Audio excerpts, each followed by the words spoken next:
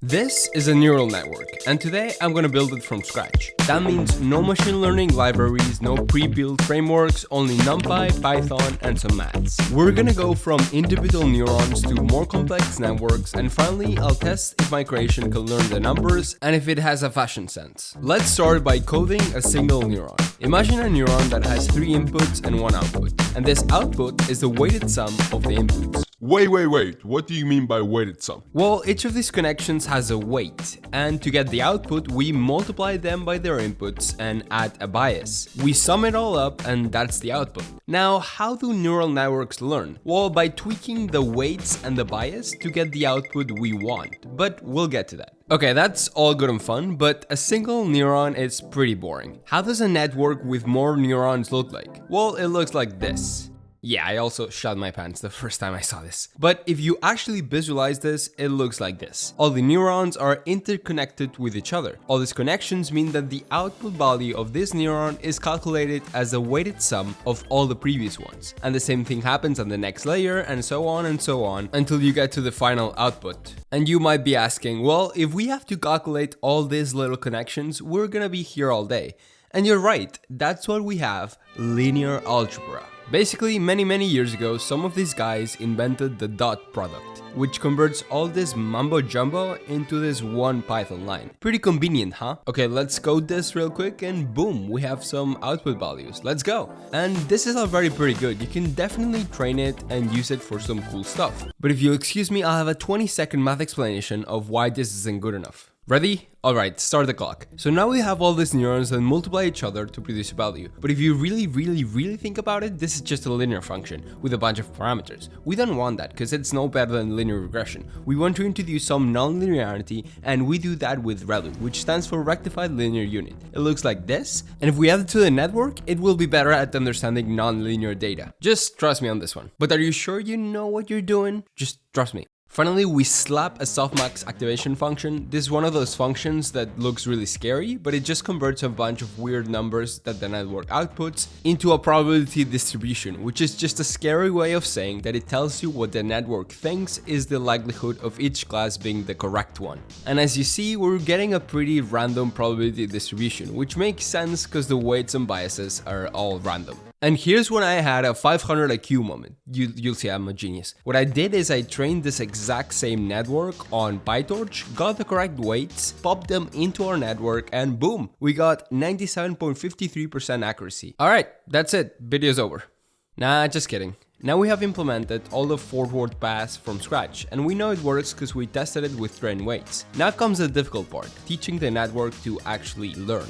But before we actually do that, we need a way to calculate how wrong the network is. For that, we use cross-categorical entropy loss, which is more maths that I can't really be bothered to explain right now. All you gotta know is that it calculates how wrong our prediction was. That's it, plain and simple. Okay, little recap. We input an image or whatever, the network does its networking with ReLU and linear layers, we get an output, we calculate how wrong the network was, and now we need a way to update the weights and biases so that the model actually learns something.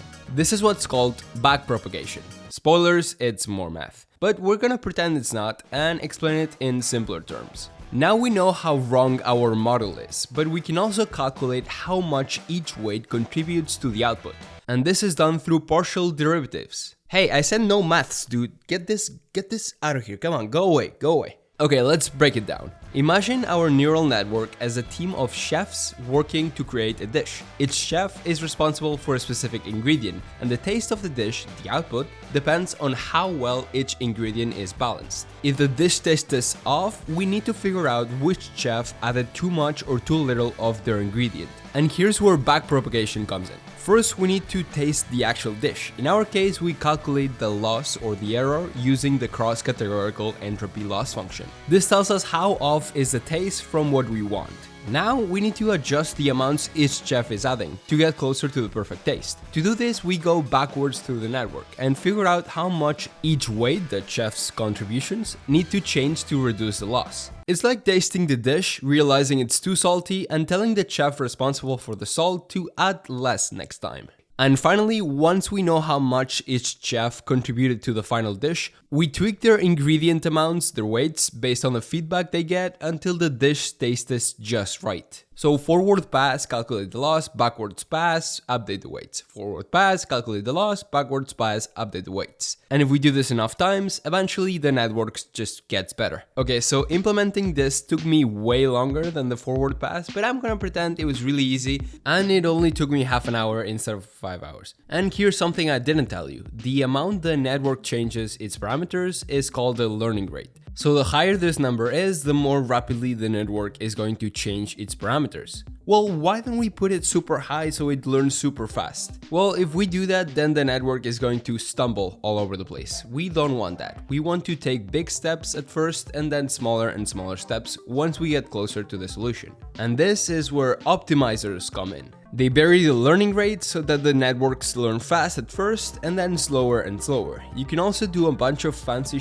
with them, like implementing momentum, adaptive gradients, root mean squared propagation. We don't really need that, we're happy with our little SGD optimizer. So after I implemented backpropagation, my network was not learning at all. It was misclassifying a bunch of data and it was basically completely useless. So I spent 3 hours debugging it, only to realize that I had made a mistake in this one line of code. Instead of my neural network backwards y, it should be my neural network backwards output. I love it when that happens. And after fixing that, I also started getting some weird ass looking plots. Yeah, I know, is this abstract art or what? It looks kinda cool, so I decided to turn it into a t-shirt. Go buy it at www.weirdplotst-shirt.com. We only have 10,000 in stock, so go buy before somebody else does. Just kidding, not doing merch just yet. Anyway, I got this weird plot when training on some sample data, and just for reference, it's supposed to look like this. This sent me into a 4-hour rabbit hole of trying different learning rates, initializing the weights differently, and I even started second guessing my beautiful forward pass code.